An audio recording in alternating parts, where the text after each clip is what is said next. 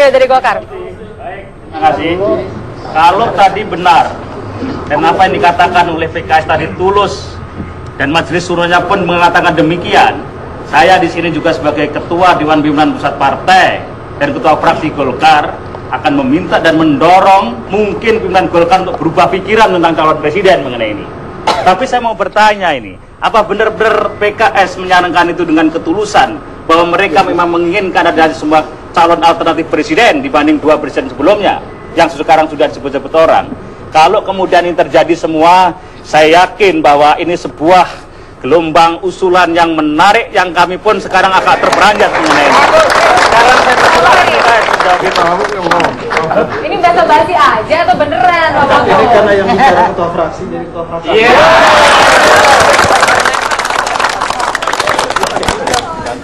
Dan saya juga fungsionaris DPP, jadi ya. Apa gitu? Jadi begini, kalau kita masih berbicara figur, bangsa ini tidak akan pernah maju. Tapi kalau kita berbicara sistem dan membangun sistem politik yang sehat, kita baru akan maju siapapun figurnya. Oleh karena itulah dalam pandangan kami, manakala Golkar sebagai pemenang pemilu 2004 dan 2009 juga kami doakan Golkar tetap hebat. Ya. Kalau Golkar itu berani menyatakan kami punya capres sendiri, maka itu akan sangat membantu pembangunan sistem politik yang sehat ke depan. Pertanyaannya tulus atau tidak, Pak? Ini saya ungkapkan dengan setulus-tulusnya. Tulus, Pak. Masalahnya kalau Anda banyak memuji Golkar, jangan-jangan PDIP perlahan mundur nih. Saya akan jawab lagi. Ini seperti gayung bersambut, pantun bersambut. Baik. Karena ini ditonton oleh jutaan pemirsa, Mas Mahfud, saya juga di sini adalah ketua Dewan Pimpinan Pusat Partai. Dengan demikian, dengan segala hormat terhadap presiden-presiden yang kami hormati itu, kalau benar real bahwa Golkar juga mendapat dorongan sedahsyat ini, kami mungkin akan berubah pikiran terhadap itu semua. Bisa saja kami akan umumkan, atau bisa saja kemudian kami tetap pada pandangan sesuai dengan keputusan rapat pimpinan nasional kami, akan kami putuskan segera setelah pemilu legislatif. Sedikit saran. Ya, sedikit saran sebagai wujud cinta saya kepada rekan tercinta saya Mas Priyo ini. Saran saya adalah agar tidak lebih banyak lagi kader-kader Golkar yang kemudian cari pasangan lain, cari perahu lain. Jangan menunggu pemilu legislatif. Cobalah sesegera mungkin, kalau perlu besok saya tunggu pernyataan.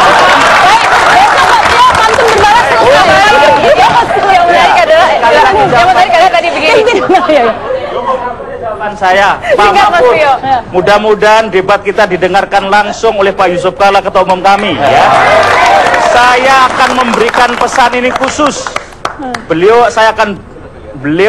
Saya akan lapor khusus dan akan bicara beliau apakah memang siap untuk melakukan ditunggu besok Pak Priyo. Baik. Terima kasih.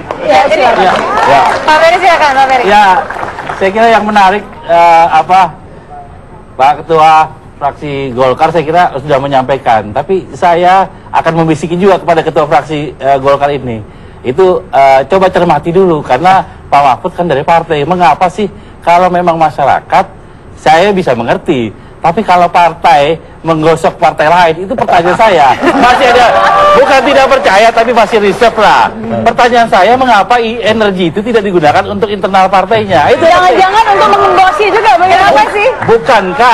Bukankah ketika kita memasuki pemilu legislatif 2009, semua partai dalam posisi nol? Gitu. Tapi kita hormati, kita hormati keinginan dan kepercayaannya. Tapi sampaikanlah sebagai dengan ketulusan, bukan sebagai partai politik. Kita kalau boleh sebagai orang luar, karena tadi ditanya kenapa partai gitu. Terus terang kami orang PKS sayang betul sama Pak JK dan agak sedih kenapa Pak JK diginikan gitu loh. Nggak sayang sama Bu Mega? Kenapa ditahan-tahan Pak JK itu? Kenapa sih gitu? Ada Barack Obama, orang kulit hitam, anak orang Islam jadi presiden Amerika. Masa Raja Bugis ini nggak berani gitu loh? Itu kan itu sebetulnya. Nah, tetapi di luar itu kami ingin memperjuangkan, kita udahlah jangan berpolitik sembunyi-sembunyi. Kalau PKS kan terang, dengan kekuatan kita sekarang kita sudah mengajukan 8 orang. Kira-kira ini akan menjadi calon presiden kita. Tapi kita akan lihat lagi, karena kita tentu basis kita juga kita lihat di bawah. Mudah-mudahan kalau 20% PKS akan maju sendiri, ya kan? Dan jangan Golkar telat nanti jadi nomor 2 lagi di PKS gitu loh. Tapi kalau PKS sudah Golkar sudah kuat dan dia betul-betul melihat ketua umumnya dan dia perjuangkan secara baik dan akan maju. Ini tradisi berdemokrasi yang dimulai oleh Golkar. Tapi kan akan mulai gitu. Semua partai adalah 0 sebelum pemilu legislatif. Kalau PKS sendiri hitung sebelum hasil dong. Dan yang penting adalah bahwa pemilunya bareng. Jadi kita akan adu cepat aja nanti. Pemilu kan sampai 9 April. Bukan kalau Golkar 9 April. Pemilu legislatif, mengapa menggosok partai lain untuk tidak menunggu pemilu legislatif? Ya enggak. Gini ya, ketika PKS masuk koalisi, ya, ini kita bukan rahasia lah ya di depan umum ya. Ketika PKS masuk koalisi SBY-JK, komunikator kita itu dengan Pak JK sebetulnya. Kita sayang sama beliau dan kita melihat beliau gitu. Tapi ketika Pak JK memimpin Golkar, itu sayang sekali potensinya ditahan-tahan oleh partainya sendiri. Itu saja yang kami lihat gitu loh. Karena itu kita mau minta beliau tadinya maju gitu loh. Kan kita juga pernah dorong itu. Misalnya kalau Pak JK mau melamar Pak Hidayat gitu, kita pikirkan juga gitu loh dari sekarang. Tapi pikirkan kan? Tapi hanya pikirkan, nggak ada jaminan. Toh sekarang masih juga akan memberikan jawaban kalau kepada nggak ada PDIP. sikap kan tidak akan ada tindak lanjut. Ini masalahnya nggak ada sikap apa yang dia tunggu oleh Golkar ini gitu. Baik, waktu kita sudah habis sama, sudah waktunya closing statement, pernyataan penutup. Silakan sekarang Pak Ferry dulu, pernyataan penutup dari Partai Golkar. Saya kira apapun yang diharapkan, kita tertantang untuk melakukan komunikasi. Jadi biarkan itu menjadi sebuah serba kemungkinan dan kita putuskan pada pemilu legislatif itu lebih menarik. Karena itulah dasar dan basis kita ketika kita mau bersama, mau dalam posisi apa. Karena saya kira itu yang menjadi dasar pemilu legislatif. Saya kira kita mari berlomba adu cepat atau bareng-bareng, mangga silakan. Ketika pemilu legislatif diumumkan kita segera. Ya, tapi ini saya kira komitmen kita adalah kita secara sadar dan undang-undang mengatakan itu bahwa kita tidak dalam sendiri. Kita tidak memahami ini sebagai sebuah hak eksklusif, tapi kita akan bersama, termasuk dengan PKS yang begitu cinta dan sayangnya kepada Partai Golkar. Bukan bersama, kita bisa. Kembali silakan.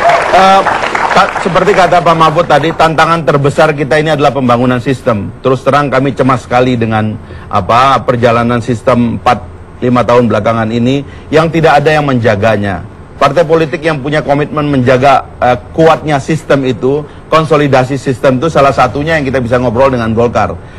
Golkar lagi-lagi terlalu banyak tersandra sehingga tidak berani menegaskan sikapnya dari awal gitu loh.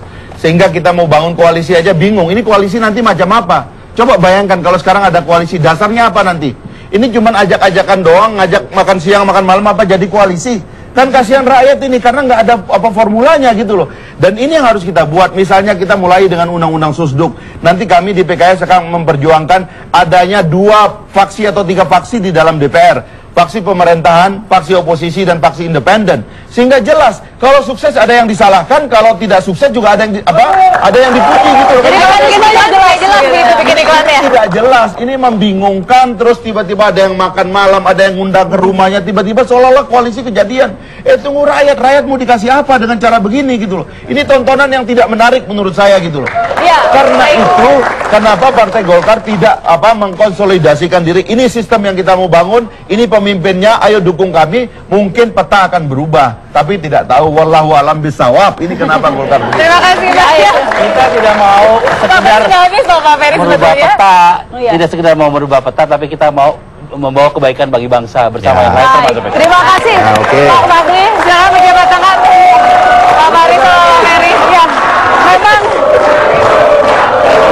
Kira-kira menurut Anda koalisi seperti apa Rahma nanti? tapi yang pasti memang kata orang politik itu adalah kecerdasan untuk membaca dan memanfaatkan momentum. Itu sebabnya masih banyak yang menunggu pemilu legislatif. Hasilnya bagaimana? PKS masih menunggu. Golkar juga masih menunggu. Sementara kita tahu bahwa ada 2 capres yang sudah pasti, kita masih menantikan Rahma. Siapa 1 capres lagi yang akan dilakukan setelah pemilu Yang legislatif? penting kami berharap, kita semua berharap agar semua manuver yang dilakukan adalah untuk kepentingan rakyat, bukan kepentingan kekuasaan saja. Bukan kepentingan parpol, tapi kepentingan untuk 5 tahun ke depan. Saya Tina Talisa. Saya Rahma Sarita. Selamat malam. Sampai jumpa.